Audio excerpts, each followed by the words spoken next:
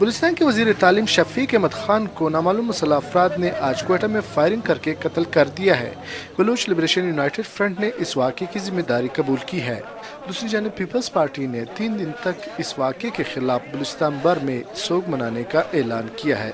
Peoples party سے تعلق رکھنے والے بلوچستان اسمبلی کے رکن اور صوبائی وزیر تعلیم شفیق احمد خان کو اتوار کی شام کو کوئٹہ میں ان کے گھر کے سامنے نامعلوم افراد نے اس وقت گولی مار کر ہلاک کر دیا جب وہ گاڑیوں کی سیکیورٹی کے حوالے سے منعقدہ ایک تقریب میں شرکت کے بعد واپس گھر پہنچے تھے۔ مذکورہ تقریب میں آخری بار بی بی سی سے بات کرتے ہوئے صوبائی وزیر تعلیم نے کہا کہ بلوچستان میں کل سے تمام تعلیمی ادارے دوبارہ کھل جائیں گے، کیونکہ بقول ان کے کہ حکومت نے امن و امان برقرار رکھنے کے لیے سخت حفاظتی انتظامات کیے ہیں۔ جو بھی تنظیمیں یا دہشت گرد ہیں یا جو لوگ ہیں ان سے میری تو گزارش یہی ہے کہ ان کے بھی معصوم گھروں میں بچے ہیں اور ہم بچوں کو پڑھا رہے ہیں، ہم ان کو کوئی اور ترغیب نہیں دینا چاہتے، تو ان سے بھی یہ توقع رکھتے ہیں کہ وہ اسکولوں کی طرف اس قسم کی کارروائی نہیں کریں گے اور ہمارے بچے بھی محفوظ رہیں گے، اور بچے ان کی اولاد ہے۔ فائرنگ کے اس واقعے میں شفیق احمد خان کا سسر بھی زخمی ہوا ہے۔ آدمی کھڑا تھا،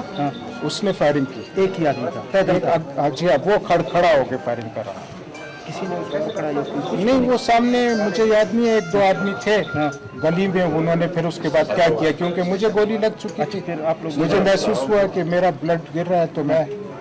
ان کے گھر گیا، تو واپس جب نکلا تو شفیق صاحب کی ڈیتھ ہو چکی۔ بعد میں اس حملے کی ذمہ داری بلوچ لبریشن یونائٹڈ فرنٹ نے قبول کی ہے۔ دوسری جانب وزیر اعلیٰ بلوچستان نواب اسلم رسانی نے واقعے کی مذمت کرتے ہوئے دعویٰ کیا ہے کہ اس واقعے میں ملوث ملزمان کو جلد گرفتار کر کے کیفر کردار تک پہنچا دیں گے۔ واقعے کے خلاف پیپلز پارٹی نے 3 دن تک بلوچستان میں سوگ منانے کا اعلان کیا ہے۔ خیال رہے کہ 45 سالہ شفیق احمد خان کا تعلق مانسیرہ سے تھا، لیکن وہ آبا و اجداد سے کوئٹہ میں رہائش پذیر تھے اور 2 بار بلوچستان اسمبلی کے رکن منتخب ہوئے تھے۔ ایوب ترین، بی بی سی، کوئٹہ۔